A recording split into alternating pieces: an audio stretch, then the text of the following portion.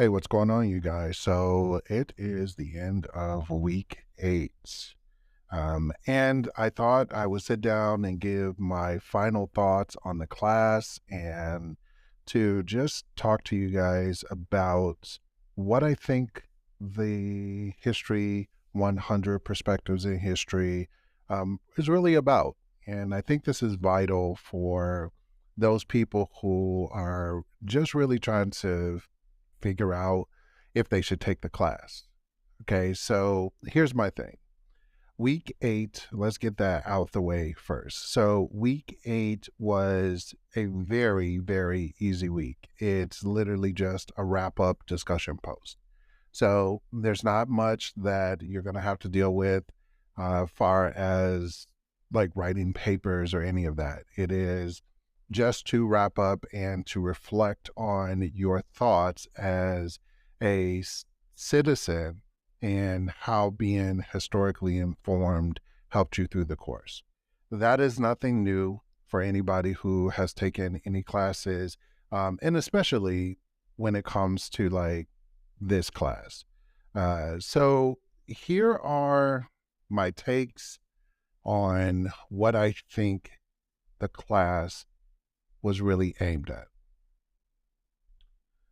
So, since it is a level 100 class, I believe that it was primarily or is primarily designed for someone who is just either leaving school, meaning like they haven't had history in a little bit, or someone who is returning to school and needs to learn different perspectives. And that's really what you learn in this course. It basically teaches you over 8 weeks how to break down being able to defend what you say with facts. And you learn that in regular writing courses, but I really think that this course focuses quite heavily on the narrative of if you're going to use something, i.e., a historical event, be able to support that.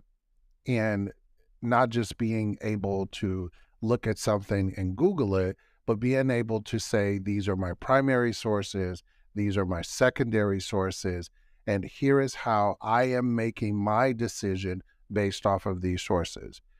In doing so, you also have to look at how has my opinion changed based off of me looking at my primary, secondary sources, and maybe finding that things aren't what I thought they were because now I've looked at this from different perspectives.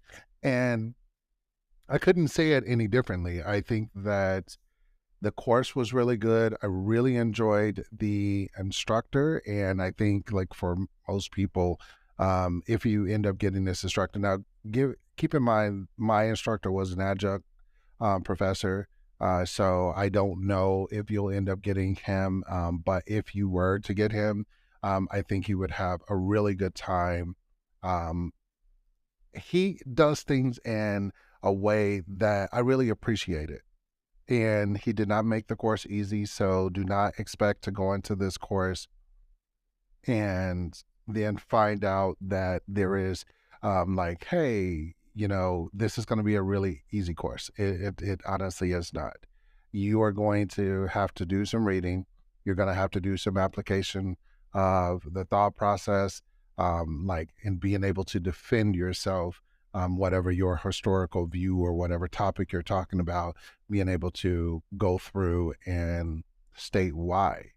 That's a very important point. So that's really about it in this course. There wasn't really anything that was groundbreaking. I think based off of what the course was designed to do, it is really designed to help shape the narrative of who you are as a person and the information that you are given historically. How do you, change your mind based off of doing research? And, I think that will serve me well going into my next class, which is applied humanities. So if you've been following me for a while, I thought that this was the same class that I took with, as far as applied humanities. I thought that was the same course, but that was HUM 100. This is HUM 200. So that will be the next course that we'll be going into. So that's all I wanted to give you guys, is just a short check-in, let you know how well the class went. And I pulled out of perspectives for history.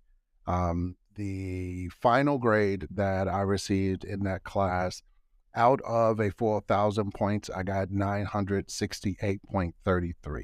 So I was awarded a grade A in this class. And so if there's something in this podcast or something in that I've gone over that is beneficial to you, please just leave me a like of some form. That will be great. Or if you have a question about this particular class, you can reach out to me. I can be reached on Twitter.